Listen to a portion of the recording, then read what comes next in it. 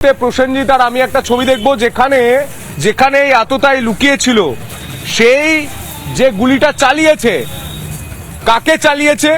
চালিয়েছে এই পঞ্চায়েত প্রধানকে, সাপুইপাড়ার এই বসুকাটি গ্রাম পঞ্চায়েতের প্রধান দেবব্রত মণ্ডল। পোস্টারে তার ছবি রয়েছে, পোস্টারে তার ছবি রয়েছে এবং এই পোস্টারে এই তাৎপর্যপূর্ণভাবে ছবি রয়েছে মমতা বন্দ্যোপাধ্যায়, কল্যাণ বন্দ্যোপাধ্যায় এবং ইনিকে প্রসেনজিৎ ইনিকে বিধায়ক। আসো আসো আসো, উনি বিধায়ক, এই মুহূর্তে উনি বিধায়ক, অর্থাৎ বিধায়ক আর এই যে পঞ্চায়েত প্রধান তাদের কিন্তু পাশাপাশি ছবি। আমি এই ছবিটা ফুল স্ক্রিন দেখাতে বলবো। বিধায়ক এবং এই পঞ্চায়েত প্রধান তাদের পাশাপাশি একই পোস্টারে ছবি এবং এই পঞ্চায়েত প্রধানকে গুলি করছে কে?